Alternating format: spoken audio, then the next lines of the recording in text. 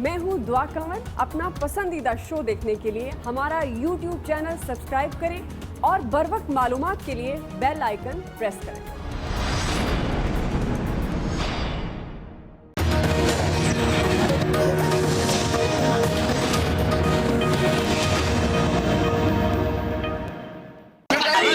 Production order Asif Ali Zardari को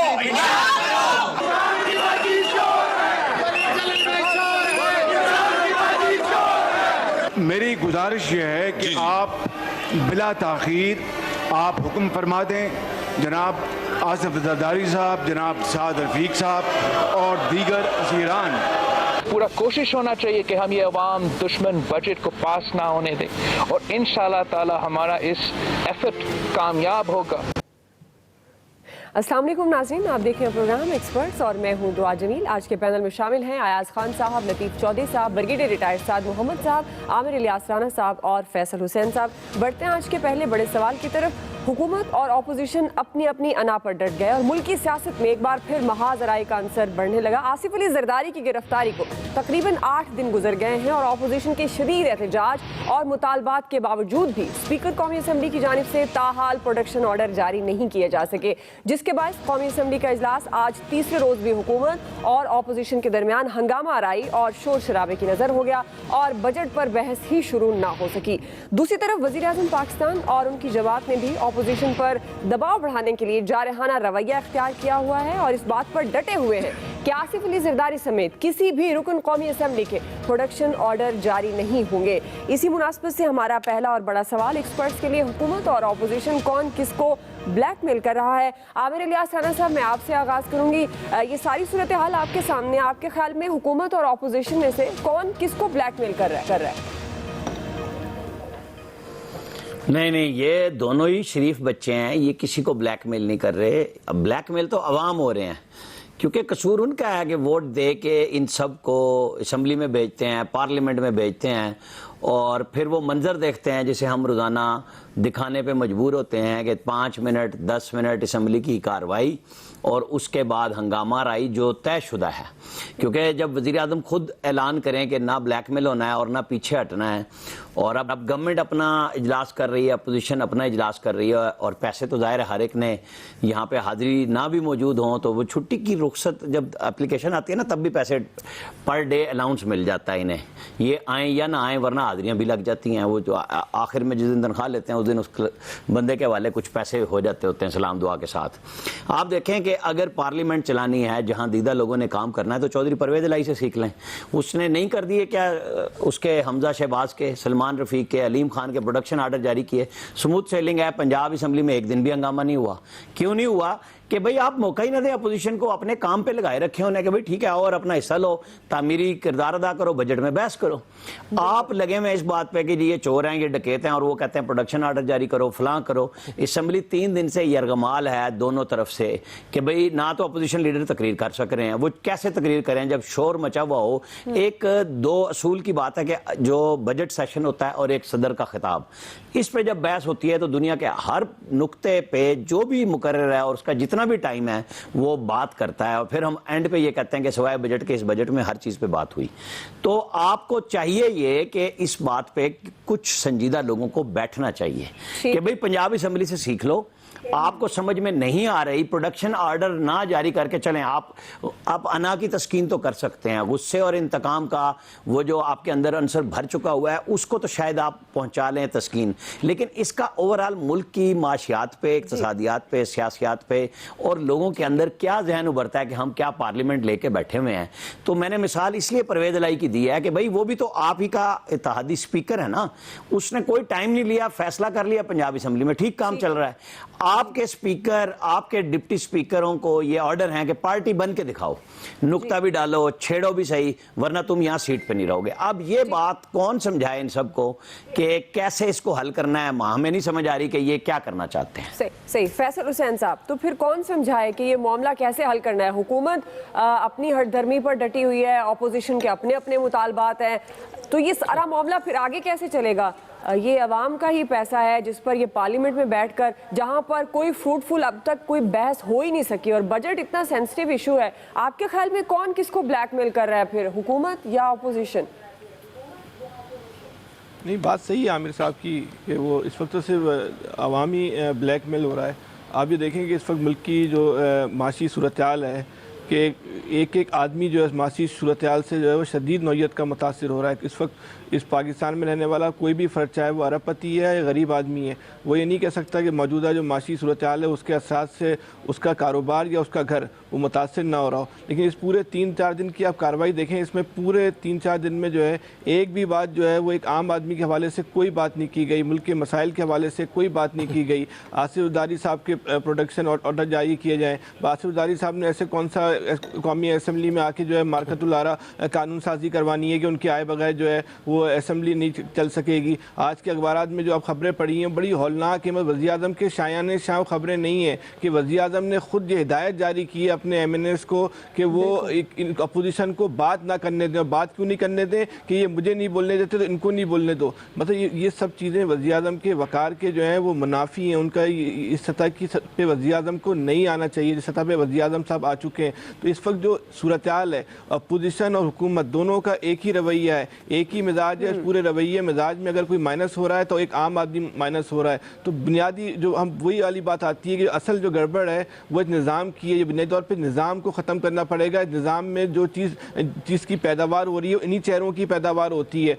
10 साल पहले देख लें, 20 साल पहले देख लें, 30 साल पहले देख लें, यही चेहरे घूम फिर के आ रहे हैं। और इन्होंने जो है कभी ना पहले आम आदमी की बात की, इन्होंने आदमी की बात की। जब तक आप निज़ाम को तब्दील नहीं करेंगे, निज़ाम में जब तक एक आम आदमी का एक्सेस नहीं होगा, जब एहतसाब का इख्तियार एक आम आदमी के पास नहीं होगा, तो इसी तरह का जानिबदाराना एहतसाब की भी बातें होती रहेंगी। और अपोजिशन को जो है वो इसी तरह जो है वो जो सूरत-ए-हाल का इस वक्त सामना करना पड़ रहा है वही करना पड़ेगा। उसके मिजाज का जो है एक आम आदमी को सामना करना पड़ रहा है उसी तरह करना पड़ेगा। निज़ाम को तब्दील करने की कोशिश कीजिए। मौजूदा आइन जो है वो आवाम को प्रोटेक्ट करने में, उनके मसाइल को प्रोटेक्ट करने में जो है नाकाम हो गया। इस वक्त पाकिस्तान को जो है एक नई आइन साज असम्बली की ज़रूरत है। एक ऐसी आइन साज असम्बली की ज़रूरत है जिसमें जो है एक आम आदमी के मफादात का जो है वो तहफ़्फ़ुज़ हो सके। ठीक, अयाज साहब, नया निज़ाम, नई आइन साजी, ये तो फिर किसी और तरफ ही बात जाती है।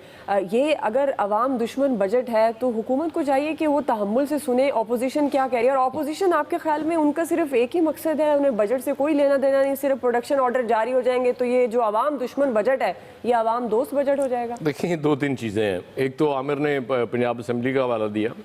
ज़ाहिर है परवेज़ इलाही भी स्पीकर है और उन पर भी प्रेशर बिल्कुल है, था भी और है भी। लेकिन इसके बावजूद वो समझते हैं कि हमने सूबा चूँकि इसकी असम्बली चलानी है, वो चल रहा है मामला। दूसरी बात ये है कि ज़ाहिर है प्रोडक्शन ऑर्डर महज ये वजह नहीं है कि जी चूँकि जरदारी साहब हैं।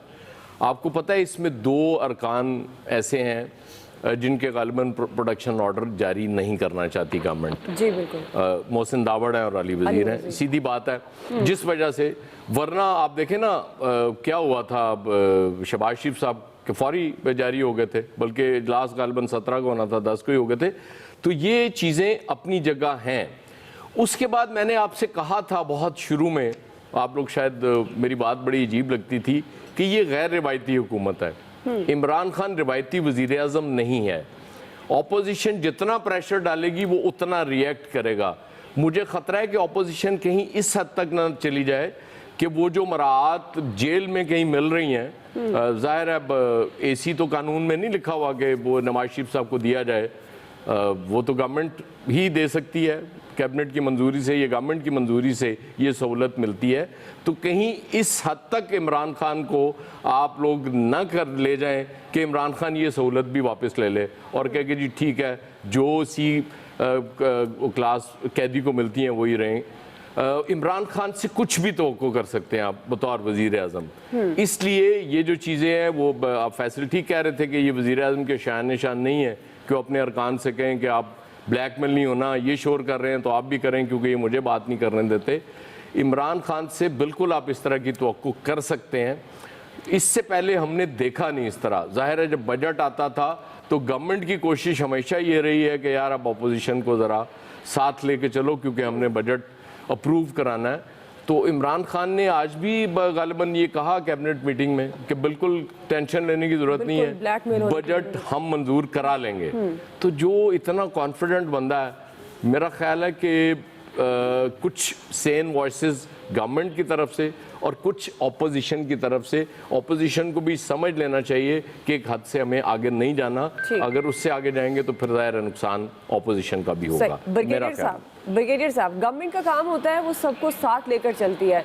ऑल्दो अभी ऑपोजिशन पर मुश्किल वक्त है और उनके अपने अपने मफादात भी इस साथ जुड़े हैं। अगर हम ये कहें कि आवाम के लिए असेंबली में बैठकर कौन बात करता है, तो आपके ख्याल में प्रायर रिस्पॉन्सिबिलिटी तो गवर्नमेंट की होनी चाहिए। बट इस वक्त सिचुएशन को देखते हुए सूरत हाल आपको क्या लग रही है? क्या गवर्नमेंट चाहती है कि उस स्टेटस को जिस पर वो कहते हैं कि उसी हवाले से वो सामने आए हैं और उन्हीं के लिए उनको गवर्नमेंट मिली है, उनको दीवार के साथ लगाना चाह रही है, ख़त्म करना चाह रही है, या फिर ऑपोजिशन को ही दीवार के साथ लगाना चाहती है हुकूमत? देखिए, ऑपोजिशन का इस वक्त एक ही मकसद है और वो ये है कि हुकूमत को डिस्टेबलाइज रखा जाए, ताकि जो इकॉनमी है पाकिस्तान की, जो इस वक्त बहुत ही शदीद मुश्किलात में है, उसको ठीक ना होने दे। और ये उनका जो है, उन्होंने इमरान खान साहब को तकरीर नहीं करने देना, शोर शराबा करना, उन्होंने इमरान साहब की वीकनेस को आइडेंटिफाई कर दिया है। इमरान साहब समझते हैं कि ये एक क्रिकेट ग्राउंड है, अगर दूसरी टीम जो है वो चौका और छक्का उसने लगाया तो अगला इसको आप बाउंसर दें, गुस्से में आके आप उसको बाउंसर दे रहे हैं। ये हुकूमत चलाना जो है ये क्रिकेट ग्राउंड नहीं है। जब तक इमरान खान साहब क्रिकेट ग्राउंड से बाहर नहीं निकलेंगे और एक वो स्टेट्समैन नहीं बनेंगे, एक ठंडे दिमाग से नहीं सोचेंगे, ये ऑपोजिशन इसको प्रोवोक कर रही है और वो प्रोवोक हो रहा है। तो मकसद कौन अचीव कर रहा है? अपना ऑपोजिशन अचीव कर रही है। दूसरी बात यह है कि प्रोडक्शन ऑर्डर के ऊपर जो है वो ये है कि जरूरी नहीं है कि वो स्पीकर में ask the federal government or the provincial government to produce the prisoner, लेकिन दूसरी तरफ जो दो तीन चीजें ऐसी हैं जिसके ऊपर तमाम मेंबरान की मौजूदगी बहुत जरूरी पड़ जाती है, वो ये है मनी बिल है, दूसरी कॉन्स्टिट्यूशनल अमेंडमेंट है और एक्ट ऑफ पार्लियामेंट है। इनमें बहुत जरूरी है कि तमाम मेंबरान मौजूद हों, ताकि अगर कोई कानून साजी हो रही है तो जो एरिया का रिप्रेजेंटेटिव है उसको वहां पर मौजूद होना चाहिए। अगर उनको अफेक्ट कर रहा है, वो उनको मनी बिल अफेक्ट कर रही है, कॉन्स्टिट्यूशनल अमेंडमेंट अफेक्ट कर रही है, तो वो कम से कम अपना जो एहतजाज है वो रिकॉर्ड करा सकते हैं, अपनी राय जो है वो दे सके। तो लेकिन ये आपने बात की थी कि अवाम का कोई ख्याल नहीं कर रहा है, अवाम के किसी को फिक्र नहीं है। इन सबको अपनी फिक्र है, ऑपोजिशन अपना मफादात है, जाती मफादात है, अपने लीडरान के मफादात है। हुकूमत जो है वो गुस्से में है, उनसे चीजें काबू में नहीं हो रही है, वो ऑपोजिशन की जो प्रोवोक करने की जो उनकी स्ट्रेटेजी है वो उसके ऊपर बिल्कुल अमल कर रहे हैं।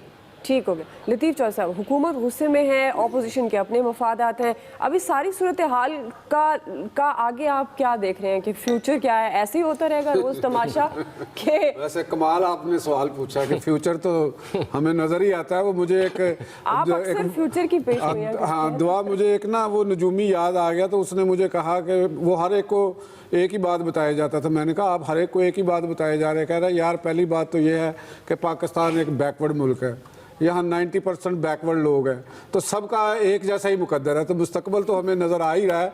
लेकिन बात ये है कि ये अभी बात हो रही थी कि गवर्नमेंट जो है वो शायद गुस्से में है। मेरा ख्याल है कि गवर्नमेंट तो गुस्से में नहीं है, वज़ीर आज़म साहब गुस्से में हैं। गुस्से में काम जो भी होता है वो कभी दुरुस्त नहीं होता। हमारे सामने जो ये मंजरनामा है इसमें डेमोक्रेसी का भी एक मजाक बन रहा है। हमारे जो पार्लियामेंटेरियंस हैं वो अपनी जो है वकार जो वो लोगों के अपने वोटर्स के सामने उसको ख़राब कर रहे हैं। इतनी कहर की गर्मी है, उनके वोटर्स उन्हें देख रहे हैं कि इन्होंने किसी ने टाई लगाई हुई है, वास्कट पहनी हुई है, वो असम्बली में गरीबों पे और बजट पे बहस करने के लिए आए हैं। तो इमरान खान साहब ने तकरीर नहीं की। देखिए ये एक रूल है, एक डेमोक्रेटिक प्रिंसिपल है कि अपोजिशन हमेशा एहतजाज करती है। मोहतरमा बेनज़ीर भुट्टो ने इसहाक खान के ख़िलाफ़ गो बाबा गो के नारे लगाए, तहमीना दौलताना साहबा ने जब फारूक लगारी प्रेसिडेंट थे तो उन्होंने अपना दुपट्टा उनके ऊपर फेंका। तो ये एक रवायत रही है, अपोजिशन करती है, गवर्नमेंट कभी एहतजाज नहीं करती। आपके जो गवर्नमेंट के जो लोग हैं वो अंदर अपोजिशन लीडर के मुकाबले में जब जाके वो करेंगे तो इसका मतलब है कि हमारे पास हुकूमत कोई नहीं है, हुकूमत नाम की कोई चीज़ नहीं है। तो वहाँ अगर अंदर आप चोर चोर के नारे लगाएंगे तो भाई आप तो गवर्नमेंट है ना, चोरों को अगर आपको पता है तो उनको पकड़ें।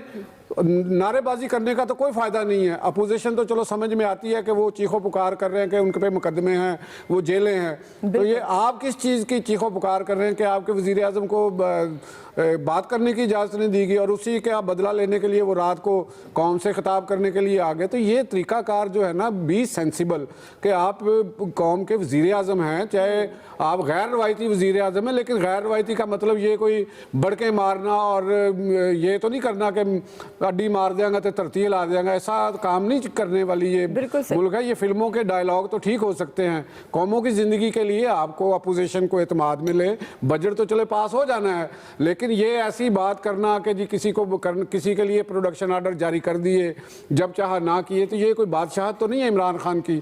अगर आपने एक प्रेसिडेंट सेट कर लिया है तो फिर सबके कर दे, वरना फिर किसी के भी ना करें।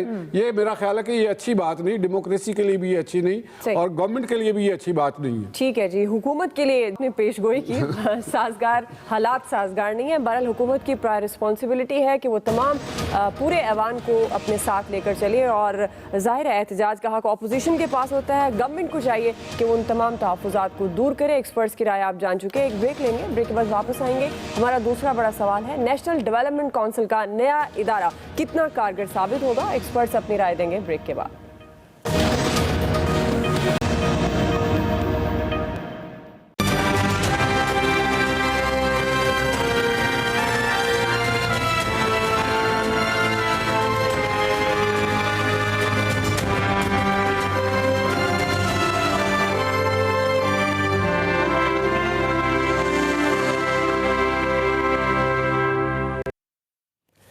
कई मसाइल में घिरी हुकूमत ने मुल्क की तरक्की के लिए एक नया इदारा बना दिया। वज़ीर आज़म की सरबराही में बनने वाली कौमी तरक्याती कौंसिल में वज़ीर ख़ारजा, मुशीर तिजारत समेत मुतल्लिका वज़रा और सेक्रेटरी शामिल हैं, जबकि आर्मी चीफ को भी इस कौंसिल का मेंबर बनाया गया, जो काफ़ी अहमियत का हामिल है। कौंसिल के इजलासों में वज़राए आला, वज़ीर आज़म आज़ाद कश्मीर, वज़ीर आला गिलगित बल्तिस्तान और दीगर वज़रा को शिरकत के लिए बवक्त ज़रूरत दावत दी जाएगी। कौमी तरक्याती कौंसिल का मकसद ऐसी हिकमत अमली और पॉलिसी वज़ा करना है जो इक़्तिसादी तरक्की के तेज तर हसूल के लिए सूदमंद साबित हो। इसके साथ साथ ये कौंसिल कौमी और इलाकाई राब्तों के लिए तवील मुद्दती मनसूबाबंदी और इलाकाई ताउन के लिए गाइडलाइन भी फराहम करेगी। अयाज साहब, दूसरा सवाल मैं आपसे स्टार्ट करूंगी। ये नेशनल डेवलपमेंट काउंसिल जिसकी मैंने इंट्रो भी दिया, आपके ख्याल में ये नया इदारा कितना कारगर साबित होगा? अगर ये बात की जाए कि मुल्क की तरक्की के लिए ये इदारा बनाया गया, डेफिनेट इसके TOR जो अभी आप शेयर भी कर रहे थे उनको सामने रखते हुए ये कितना कारगर साबित होगा? एक तो अहमियत आपने इसकी बता दी कि आर्मी चीफ इसमें हैं और गालिबन ये पाकिस्तानी तारीख में पहली बार इस तरह हो रहा है कि सिक्योरिटी से हट के किसी मामले में किसी काउंसिल में आर्मी चीफ को भी मेंबर बनाया गया है। जी, होता ये है कि हमारे यहाँ ज़ाहिर है बहुत ज़्यादा तनकीद होती है कि जी वो फ़ौज पैसा लेगी सारा और बाकी बचा कुछ नहीं बजट में हमारे लिए और लोग भूखे मर रहे हैं। तो मेरा ख्याल है कि ये बड़ा अच्छा फैसला है। दूसरा सबसे इम्पॉर्टेंट चीज़ जो डेवलपमेंट के हवाले से और रीजनल कोऑपरेशन के हवाले से जो मुझे समझ आ रही है वो CPEC है, क्योंकि CPEC अभी आपने देखा कल ही आर्मी चीफ ने ये कहा था कि हम इसकी पूरी जिम्मा लेते हैं हिफाजत का और सारा, और उसके इकनॉमिक पहलू में भी अब फ़ौज को शरीक करना। देखें हमारे जैसे मुल्कों में जहाँ एक स्टेक होल्डर हो और वो पस पर्दा रह के अगर काम कर रहा हो, तो अगर वो उसको आप साथ बिठा के फॉर्मुलेट कर रहे हैं पॉलिसी, तो मेरे ख्याल उसमें हर्ज नहीं है। ये बहुत साल पहले जो जहांगीर रामत साहब ने गालिबन वो मशवरा दिया था आर्मी चीफ को उसमें शामिल करने का, तो उस पर तो खैर नेशनल सिक्योरिटी, हाँ, वो उनको इस्तीफा देना पड़ा था। होता ये है कि जब वो स्टेक होल्डर्स हैं और फिर तनकीद भी वो ज़ाहिर बर्दाश्त कर रहे होते हैं डायरेक्टली या इनडायरेक्टली कि जी वो पैसा सारा, अभी आपने देखा कि फ़ौज ने आपसे बजट में इजाफा नहीं मांगा, हालांकि इन्फ्लेशन कितनी ज़्यादा बढ़ गई, इसके बावजूद उन्होंने कहा जी हम अपने उससे करेंगे सोर्सेज से पूरा। तो आर्मी चीफ जब वहाँ बैठा होगा तो आर्मी चीफ को बताया जा सकेगा कि हुजूर आपको इतने पैसे दरकार हैं, ये पड़ा हुआ चंक हमारे पास, इसमें से इतने हम दे सकते हैं, इससे ज़्यादा हम नहीं दे सकते। सही। आमिर इलियास राना साहब, आपके ख्याल में मुल्क की तरक्की के लिए ये नया इदारा आर्मी चीफ इसका हिस्सा है और दीगर भी अहम जो वज़रा हैं और ख़ास तौर पर वज़ीर ख़ारजा हैं, मुशीर ख़ारजा हैं, मुशीर तिजारत समेत बहुत से ऐसे इम्पोर्टेंट जो सेक्रेटरीज़ हैं वो भी इसका हिस्सा हैं, तो ये इदारा मुल्क की तरक्की के लिए कितना कारगर साबित होगा? देखें जी, मैं तो इस आइडिया का बड़ा हामी हूँ। हमें पाकिस्तान के अंदर रियलिटी को सामने रखना होगा। नवाज शरीफ वज़ीर आज़म बने, राहिल शरीफ आर्मी चीफ बने, सबसे पहले तुर्की साथ गए, सऊदी अरब वो 2 दफ़ा साथ गए, ईरान वो साथ गए। वहाँ पे पाकिस्तान के रीजनल इश्यूज़ भी थे, मुस्लिम उम्मा के इश्यूज़ भी थे, इक़्तिसादी इश्यूज़ भी थे। फिर जब ये गवर्नमेंट आई तो जनरल बाजवा ने UAE से, सऊदी अरब से, चाइना से पैसे लेके दिए, वरना इमरान खान साहब पहली दफ़ा सऊदी अरब गए थे तो वापस आ गए थे, इनको कुछ नहीं अनाउंसमेंट हुई थी। ये जब मिल के आप काम करते हैं हर चीज़ के अंदर, और आप एक तरफ नेशनल सिक्योरिटी कमेटी बैठती है कैबिनेट की, उसके अंदर सारे मुसल्लह अफवाज के सरबराहान होते हैं, हमारे इंटेलिजेंस चीफ होते हैं, और एक तरफ गवर्नमेंट सारी बैठी होती है, हम वहाँ मिल के काम करते हैं। It's okay. मैं इसमें एक नया आइडिया भी देना चाहता हूँ कि इनको वो तकलीफ तो ज़रूर होगी, लेकिन इसके अंदर बहरहाल पॉलिसी साज इदारा जो डेवलपमेंट के हवाले से है उसमें अपोजिशन लीडर को भी शामिल कर लें, क्योंकि उसमें हसास इंफॉर्मेशन नहीं शेयर हो रही जो नेशनल सिक्योरिटी कमेटी में होती है, कि आपका आइडियल बनेगा। और इत्तेफाक से अगर शहबाज शरीफ इस वक्त वहां पे हैं जिसने सबसे ज्यादा फौज के इदारे डेवलपमेंट में यूज किए हैं, वो एक लफ्ज नहीं कह सकते कि जी ये इदारा कैसे है। मैं इस बात पे नहीं कह रहा कि उनकी कोई पॉलिसी दूसरी है तो वो लफ्ज नहीं कहेंगे, नहीं, उनका विजन ही यही है कि FW से सबसे ज्यादा काम उन्होंने पंजाब में डेवलपमेंट के कराए और तेज तरीन काम कराए, जिस पे कहीं पे कोई एतराज नहीं आया। नवाज शरीफ ने 20 साल के लिए मोटरवे FW को दे दी कि 3 दफा वो बनाएंगे, 1 दफा वो बना चुके और दूसरी दफा की चंद साल में बारी आ रही है। तो जब हमारे फौज के इदारे सब कामों में हैं, फिर बेल्ट एंड रोड कॉन्सेप्ट है, इसके साथ CPEC के साथ रीजनल कनेक्टिविटी हमारा बड़ा अहम हिस्सा है सेंट्रल एशियन स्टेट के साथ रोड नेटवर्किंग का, कि हम उनको भी साथ लेके चलें, क्योंकि खित्ते में इक्तिसादियात की एक नई रूह बन जाएगी कि आप सबको, आधी आबादी इस खित्ते में दुनिया की रहती है, उसको आप साथ लेके चलते हैं। तो ये सारे कंसेप्ट में अगर आर्मी चीफ बैठे हैं इस पर कोई इतराज नहीं होना चाहिए। एहसन इकबाल ने आज ट्वीट किया है कि जी वो फौज को मुतनाज़ बना रहे हैं, बस इससे ज्यादा नहीं बात की। भाई आप भी तो मुशावरत में साथ ही शामिल होते थे ना, तो हम अपने इदारों को अपने ऊपर ट्रस्ट करना सीखें। हर चीज में एतराज बरा एतराज बिल्कुल नहीं होना चाहिए, किसी ने खास किया भी नहीं है। ये मेरी राय है कि अच्छा है कि तमाम स्टेक होल्डर्स बैठेंगे, एक वक्त में फैसले करेंगे और अमल दरामद कराएंगे। ठीक है ब्रिगेडियर साहब, आपके ख्याल में जो राय आमिर साहब ने दी और इसके अलावा ये इदारा मुल्क की तरक्की में कितना कारगर साबित होगा? देखिए, ये तो आगे जाके पता चलेगा कि ये कारगर होता है कि नहीं होता है। जो इसका कॉन्सेप्ट है मेरे ख्याल में बुनियादी तौर पे तो मैं उसके साथ मुत्तफिक हूँ, और अगर हमें एक सेंट्रलाइज्ड एक फोरम मिलता है जिसके बैठ के हम मतलब एक स्ट्रेटेजिक प्लानिंग कर सकें कि अगले 5 साल में हमने क्या करना है, अगले 10 साल में क्या करना है, जिस तरह कौमें करती हैं, वो 10 साल 20 साल 25 साल 30 साल तक सोचती हैं पॉलिसी क्या होगी, क्या करना है हमने, दुनिया किस तरफ जाएगी, रीजनल एनवायरनमेंट क्या होगा। तो इसके ऊपर मेरे ख्याल में ये अच्छी बात है और ये होना चाहिए, और ये फाल हो जाए तो ये पाकिस्तान के मफाद में रहेगा। लेकिन इसके साथ मैं एक बात करना चाहता हूँ, और वो ये है कि हम इस किस्म के ऑर्गेनाइजेशंस बहुत बनाते हैं और उसको फिर जो है वो हम पसे पुश डाल देते हैं। उसका एक सेक्रेटेरिएट काम कर रहा होता है, लोग तनख्वाहें ले रहे होते हैं, बैठे होते हैं, मक्खियां मार रहे होते हैं, कोई काम नहीं होता है और सरकारी खजाने के ऊपर ड्रेन होता है। आप देख लेना, नैब है, ऑम्बड्समैन है, प्रोविंशियल ऑम्बड्समैन है, FIA है, मतलब है कि 50 किस्म के ऑर्गेनाइजेशन हमने डाली हुआ। इस तरह कानून साज, मतलब है कि हम कानून, एक कानून करते हैं तो कोई और हो जाता है, दोबारा कानून बना लेते हैं। कमजोरी कानून में नहीं है, कमजोरी महकमों में नहीं है, कमजोरी हमारे उसके इम्प्लीमेंटेशन में है, उनको फाल बनाने में है, उसमें कॉम्पिटेंस में है, उसमें से मीडियोक्रिटी को बाहर निकालना है। तो मेरे ख्याल में इसको अगर चलाए और ये रेगुलरली चले तो मेरे ख्याल में अच्छा आइडिया है। ठीक, लतीफ़ चौधरी साहब। दुआ पाकिस्तान में अलमिया ये है कि यहाँ पे कमीशन बनते हैं, कमेटियाँ बनते हैं। डेवलपमेंट के हवाले से देखें, ऑलरेडी ही डेवलपमेंट का शोबे मौजूद हैं, कई हैं, एक नहीं कई हैं। तो अब ये कमेटी कायम कर ली, वो देखते हैं कि उसके रिज़ल्ट क्या सामने आते हैं और किस किस्म का मामला होता है। असल मसला ये है कि हमने अगर इक़्तिसादी तरक्की, फॉरेन अफेयर्स और अंदरूनी अमन व अमान की सूरत हाल। ये 3-4 चीज़ें हैं जिन पे फोकस करने की ज़रूरत है, और हमारे पास गवर्नमेंट है, इलेक्टेड गवर्नमेंट है, अदारे हैं, सब कुछ है। उसके बावजूद हम ये चीज़ें क्यों नहीं कर पा रहे? अगर आपने इकनॉमिक तरक्की का मॉडल लेना है, दुनिया के अंदर मौजूद हैं, मनसूबा बंदी का जो है थर्ड वर्ल्ड के मुल्कों के लिए मेरी एक राय है इस हवाले से कि वहाँ पे कंट्रोल्ड इकॉनमी ज़्यादा बेहतर परफॉर्म करती है, बजाय इसके कि फ्री मार्केट इकॉनमी की तरफ हम चले जाएं। कंट्रोल्ड इकॉनमी में ये है कि आप 5 साला मनसूबा बनाते हैं और उस मनसूबे के अंदर जो टारगेट सेट किए जाते हैं उनको अचीव करने की कोशिश करते हैं। चलें, आपने अगर 9% का पैदावारी हदफ रखा है तो आप 9% नहीं ले सकते, लेकिन चले उसके करीब करीब तो चले जाते हैं ना, एफर्ट करते हैं। 5 साल की एक तसलसल के साथ एक पॉलिसी चलती है। इसी तरह सालाना जो बजट है, जिसको हम सालाना मिज़ानिया भी कहते हैं, अगर उस मिज़ानिए के अंदर पेट्रोल की, बिजली की, गैस की कीमतें साल में एक दफ़ा ही आप सेट कर दें तो उससे एक स्टेबिलिटी रहती है इकॉनमी के अंदर। प्राइस हाइक इतनी ज़्यादा नहीं होती और लोगों को पता होता है कि 1 साल तक पेट्रोल यही रहेगा, 1 साल तक बिजली के बिल यही रहेंगे। अभी अयाज साहब बता रहे थे किसी अपने दोस्त का कि जर्मनी में वो 30 साल पहले गया तो दूध की कीमतें आज भी वही हैं, 30 साल पहले भी वही थी।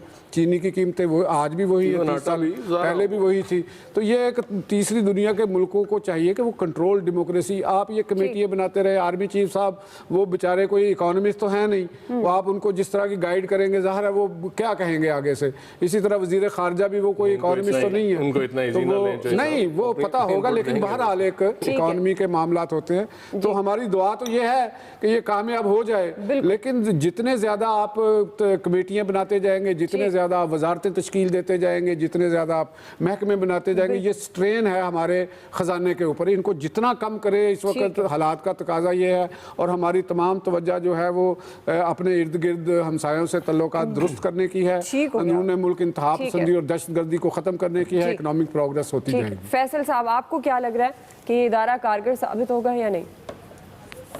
देखिए, अभी तक इस इदारे के जो खदो खाल हैं वो वाज़ेह नहीं हुए हैं। इसका TOR भी जो है अभी वो इतना वाज़ेह नहीं है। अभी तक ये भी क्लियर नहीं है कि कोई मशावरती इदारा है या एक फ़ैसला साज इदारा है। अगर ये फ़ैसला साज इदारा है तो इसके फ़ैसलों की कानूनी हैसियत क्या होगी? फिर नेशनल सिक्योरिटी काउंसिल और एक्निक की मौजूदगी में इस इदारे की क्या अहमियत होगी, और एक्निक ख़ास तौर पर एक्निक की मौजूदगी में और इस इदारे में जो है वो क्या फ़र्क होगा? दूसरा एक अहम बात यह कि जो वज़रा आला हैं वो इस काउंसिल के जो है ना बाज़ाब्ता मेंबर नहीं है, वो किसी इनवाइट होने पर इजलास में शिरकत कर सकते हैं। तो बहरहाल ये अब 18वीं तरमीम के बाद तो ज़्यादातर इख्तियारात जो हैं वो सूबाई हुकूमतों के पास आ चुके हैं। अगर ये इस इदारे ने का काम कोई थिंक टैंक है तो इसमें जो माहिरीन थे वो माहिरीन हमें नज़र नहीं आ रहे। बहरहाल इस इदारे में कोई ख़ास बात है तो सिर्फ यही है कि इसमें आर्मी चीफ आ गए। देखिए, जब हम स्कूल में पढ़ते थे तो वो उस ज़माने में हर कोर्स में भी चीज़ होती, 5 साला मनसूबा का एक लफ्ज़ बड़ा इस्तेमाल होता था।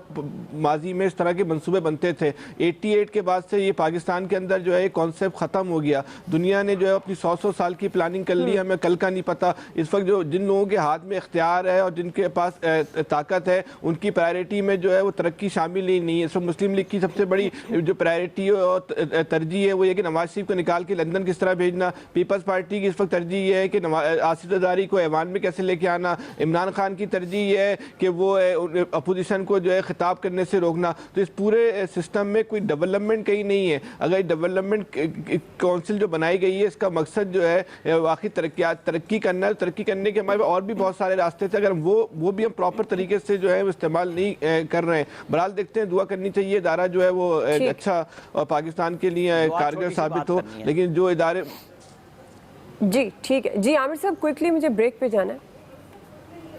बस मैं बता रहा हूँ कि चंद महीने पहले ही नवा 5 साला मनसूबा मंजूर किया प्लानिंग एंड डेवलपमेंट ने, वो चल रहे हैं उसी तरह ही। ठीक है जी। नेशनल डेवलपमेंट काउंसिल नया इदारा जो मुल्की तरक्की के लिए बनाया गया, वज़ीर आज़म की सरबराही में कितना कारगर साबित होगा, एक्सपर्ट्स की राय आप जान चुके हैं। अभी हम ब्रेक लेंगे, ब्रेक के बाद वापस आएंगे। आज का हमारा तीसरा बड़ा सवाल है, क्रिकेट टीम को सपोर्ट की अपीलें अवाम सपोर्ट करेंगे या नहीं? एक्सपर्ट्स अपनी राय दे रहे हैं ब्रेक के बाद।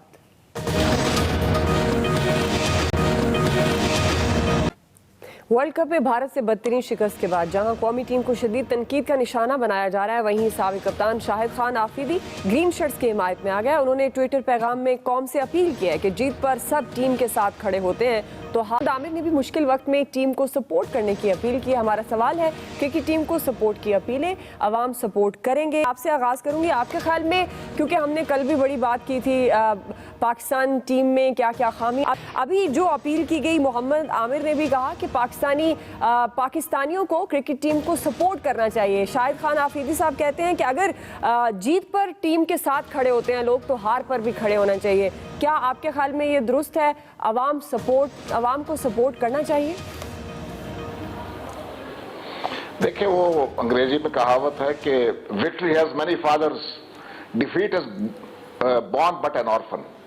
तो जो वो होता है यतीम होता है, जो डिफीट होती है वो यतीम होती है, उसका कोई सहारा नहीं होता है। तो ये अननेचुरल सी बात है कि आप कहें कि जी टीम को सपोर्ट करें।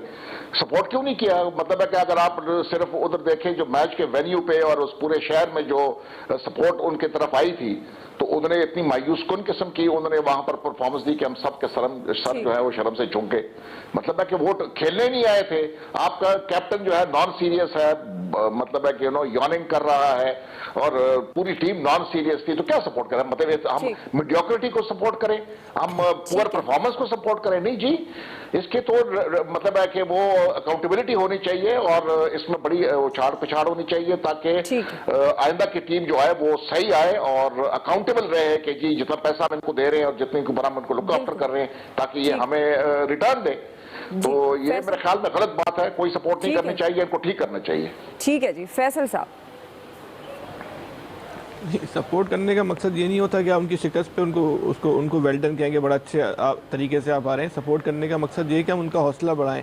ठीक है, हम एक मैच हार गए और वर्ल्ड कप हमसे जो है वो बहुत दूर जा चुका है, जीतना बहुत मुश्किल नज़र आता है, लेकिन हमें टीम का हौसला बढ़ाना चाहिए क्योंकि क्रिकेट जो है इस वर्ल्ड कप के बाद ख़त्म नहीं हो जाएगी। पाकिस्तान की क्रिकेट टीम जो है इस वर्ल्ड कप के बाद ख़त्म होने नहीं जा रही। तो बहरहाल हमें जो है इस टीम का हौसला बढ़ाना चाहिए कि इसमें भी कोई शक नहीं कि इस मैच के हारने के बाद, खासतौर पर भारत से हारने के बाद, जितना मजाक इस टीम का और जितना गुस्सा और तमस्कुर इस टीम का पाकिस्तानियों ने उड़ाया है, इतना शायद भारत में भी पाकिस्तानी टीम का नहीं उड़ाया गया होगा। तो हमें खुद भी जो है कुछ किसी न किसी सतह पे जो है संजीदगी का मुजाहरा करते हुए टीम का हौसला बढ़ाना चाहिए। अभी क्रिकेट ख़त्म नहीं हुई है, अभी मैच भी बाकी है, वर्ल्ड कप के बाद भी क्रिकेट बाकी है। बहरहाल इसमें गलतियाँ हैं, खामियाँ हैं, कोताहियाँ, उसको दूर करने की ज़रूरत है। ठीक है, आमिर साहब। वो कहते हैं तुम खेलो, जीतो या हारो, हमें तुमसे प्यार है, लेकिन जब तुम खेल के हारोगे तो हम हौसला अफजाई भी करेंगे, हमारा भी हौसला होगा। इंग्लैंड के साथ आप खेले हैं ना, आपने चेज किया, हारते रहे, किसने ज्यादा तनकीद की? किसी ने नहीं की, क्योंकि गेम की स्पिरिट नजर आ रही थी कि आप मुकाबला कर रहे थे और उसी से ये था कि ये ग्रीन आपको ग्राउंड्स मिल रहे हैं, मजे की हैं, आप स्कोर कर सकते हैं।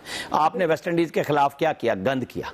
मतलब आप एक अच्छी टीम से जीतते हैं और एक बुरी टीम से हार जाते हैं, आपको क्या तोहफा पेश करें? मतलब कि ये कौन सी बात है? जो मोहम्मद आमिर ने अच्छा खेल लिया, इट्स ओके, उसको किसी ने बुरा नहीं कहा, लेकिन ओवरऑल टीम का तो ये है कि इनके बैट और बॉल लेके अलामती तौर पर यहाँ पाकिस्तान जब ये आए बुलडोजर के नीचे फेरने चाहिए कि ये वो लोग थे निकम्मे जिन्होंने हमारे साथ ये बुरा सलूक किया कि पूरी कौम और वहां ओवरसीज पाकिस्तानी महंगे टिकट लेके मुकाबले में बैठे हैं, आपके सपोर्ट करने के लिए गए हैं।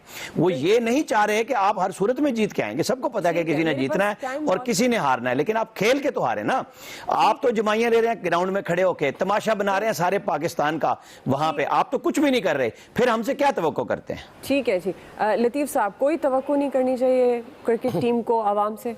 दुआ कोई थोड़ी सी तलख बात कर सकता हूँ ना? बिल्कुल आप कर सकते हैं। ठीक है, क्योंकि आपका पॉइंट ऑफ व्यू है। बात ये है कि क्यों ना तनकीद की जाए।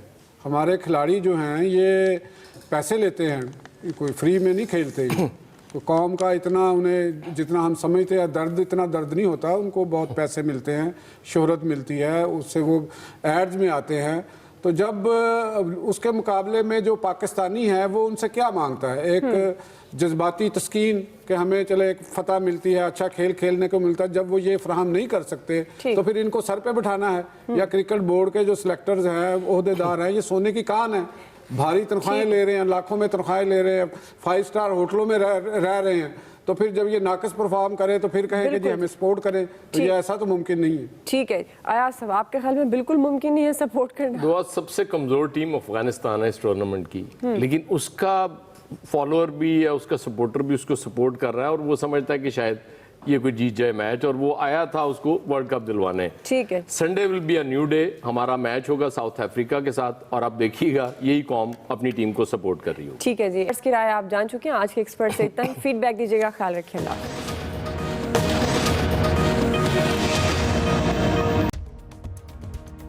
मैं हूं दुआ कंवर। अपना पसंदीदा शो देखने के लिए हमारा YouTube चैनल सब्सक्राइब करें और बर वक्त मालूमात के लिए बेल आइकन प्रेस करें।